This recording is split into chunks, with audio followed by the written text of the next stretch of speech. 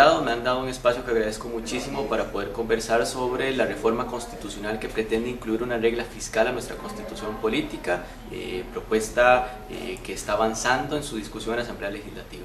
Coméntenos un poco qué se dice de esta regla fiscal y cuáles serían sus beneficios o sus contras. Sí, esta regla fiscal básicamente consiste en una norma que establece que el déficit fiscal en gobierno central no puede nunca superar el 3% del PIB. Hoy ese déficit es de casi el 6% del PIB.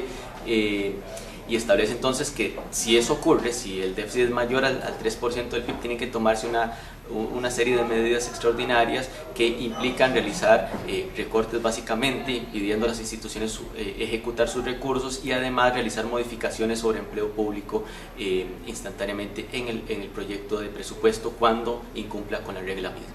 ¿Esta situación estaría afectando o esta regla fiscal directamente a las instituciones públicas o podríamos decir también a programas sociales, programas de SENACE, etcétera? Sin lugar a dudas, esta regla es muy peligrosa porque implica básicamente un choque recortista. Porque en el transitorio de esta norma se establece que si se está incumpliendo en el momento de ingreso a vigencia de la norma misma, si se está incumpliendo ese límite del 3% del PIB en el déficit de gobierno central, entonces tienen que comenzar a tomarse medidas para que se reduzca ese déficit 0,75% cada año. Eso implica recortar más de 270.000 millones de colones el próximo año si entrara en vigencia, y es imposible realizar esos recortes sin necesariamente afectar programas sociales vitales. Es imposible sin tocar pilares básicos del Estado Social de Derecho realizar un recorte de esa naturaleza, y aquí ocurre algo que creo que tiene que llamarnos muchísimo la atención a todas las ciudadanas y a todos los ciudadanos, porque los proponentes de esta regla fiscal no explican cómo se lograría realizar un recorte de esa cuantía. Y eso es preocupante, porque nos están diciendo tenemos que alcanzar ese objetivo, pero no nos dicen cómo pretenden alcanzarlo. Y aquí hay múltiples vías. Una sería, ojalá, mediante una reforma fiscal progresiva, pero los proponentes no apoyan una reforma fiscal progresiva, y por tanto la única vía posible sería mediante recortes gigantescos al presupuesto de la República, que dentro de 4 años implicaría recortar 1 billón de colones, 1 millón de millones de colones del presupuesto de la República. Eso no puede hacerse sin necesariamente echar gente a la calle que trabaja en el sector público, maestros, policías, y necesariamente erosionar las capacidades del Estado para poder cumplir con los derechos de las personas. Esta regla fiscal viene incluida en el nuevo paquete que envió el Gobierno de la República a la Asamblea Legislativa. No, pero está ligado a él. No puede estar incluido porque el paquete que envía el gobierno es un paquete de normas con rango legal. Esta es una norma con rango constitucional, así se pretende, y por tanto llevan procedimientos legislativos absolutamente distintos. Por eso no puede incluirse en un solo paquete. No obstante, entendemos que es parte de la negociación entre fracciones que el gobierno le ha dado vía de avance a esta regla fiscal propuesta por la Unidad Social Cristiana, porque este ha sido un requisito para que la Unidad Social Cristiana le dé apoyo al paquete fiscal de gobierno, ¿verdad? La regla fiscal constitucional es propuesta por la Unidad Social Cristiana y parece que está ligada a este paquete. No obstante, el paquete fiscal que ha presentado el gobierno apenas hace unos días sí incluye una regla fiscal también, pero de rango legal, que también implica recortes gigantescos necesariamente. Analizando el paquete fiscal que presenta el gobierno de la República, donde incluye diversas medidas para reducir el déficit fiscal que atraviesa el país, podríamos hacer una crítica que el gobierno intenta quedar bien con todos los sectores. No con todos los sectores, con todos los sectores que no quieren que acá avance una reforma fiscal progresiva. Si fuese ojalá con los sectores mayoritarios, sin duda no les está quedando bien. ¿Por qué? Porque este paquete fiscal que han presentado incluye sí la reforma del impuesto sobre ventas, lo mantiene el 13 pero amplía la base, es decir, a nuevos servicios estarían grabados, servicios que hoy no están grabados. Pero lo más preocupante es que en materia de impuestos sobre la renta han eliminado todos los dientes a la reforma. De lo que era inicialmente la reforma del impuesto sobre la renta, al inicio de las negociaciones, han dejado prácticamente nada, una especie de proyecto sin ningún diente, pero además sin dientes para combatir la evasión fiscal. Han eliminado prácticamente todas las medidas que contenía inicialmente la reforma del impuesto sobre la renta en materia de cierre de portillos a los evasores. Entonces, lo que han dejado es un proyecto que pone sin duda todo el peso sobre un impuesto regresivo como es el impuesto sobre ventas, y han eliminado todas las herramientas del lado de un impuesto progresivo como es el impuesto sobre renta. Sí han favorecido evidentemente, y como ha ocurrido en las últimas décadas, a sectores con grandísimo poder económico. En las últimas décadas lo que ha ocurrido es que cada vez que se intenta una reforma fiscal, lo único que sale de ella es un aumento en el impuesto sobre ventas.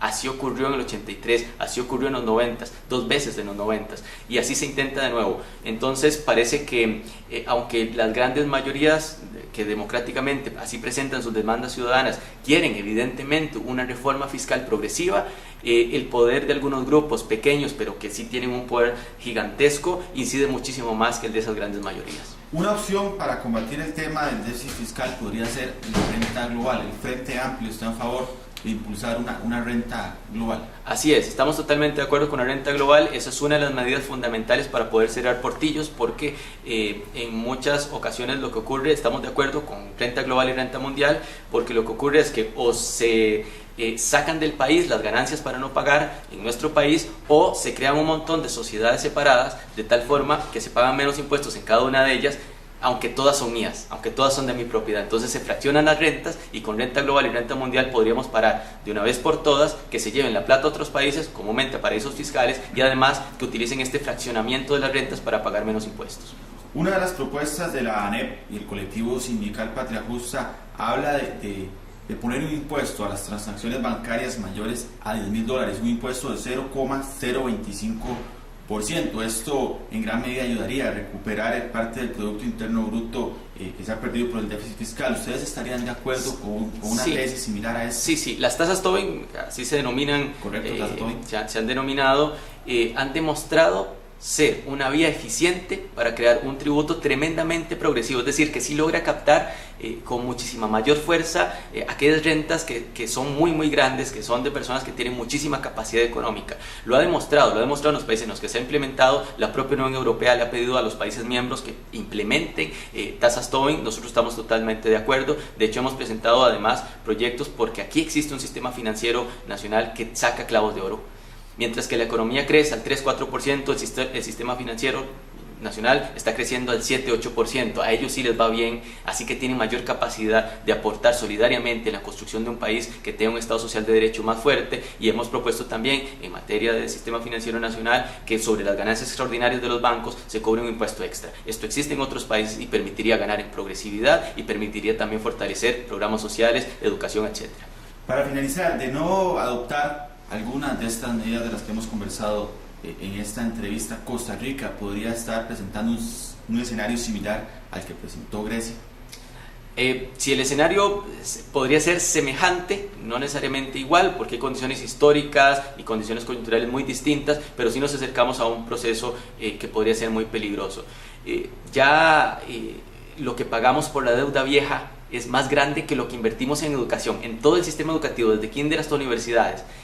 Nos toca gastar muchísimo más plata en pagar la deuda vieja que hemos venido adquiriendo que lo que logramos invertir en un programa social fundamental como es en educación pública. Y entonces ya eso es preocupante. Sigue creciendo la deuda, seguimos teniendo unas diferencias entre ingresos y gastos sostenidas en el tiempo, y por eso la deuda se hace cada vez más grande, y entonces tenemos que abonar más esa deuda y tenemos menos recursos para programas sociales. Sí podríamos entrar en un proceso tremendamente peligroso, porque además si llegamos a ese límite, tendríamos una cantidad de presiones gigantescas de organismos internacionales, por ejemplo, que cuando se sientan a la mesa, ya un país se encuentra en crisis, lo que le dice es: está bien, yo le presto plata porque nadie más en el mundo entero le va a prestar, porque una persona muy endeudada es alguien que no es buen sujeto de crédito, ¿verdad? Eso le pasa también a los estados. Yo le presto plata, pero yo impongo la agenda de reformas a futuro. Y esas agendas de reformas a futuro, históricamente lo hemos visto, son regresivas, terminan afectando la estabilidad de estados fuertes, la posibilidad de que los estados cumplan con los derechos de la gente, y terminan implicando mayores recesiones y generación de pobreza.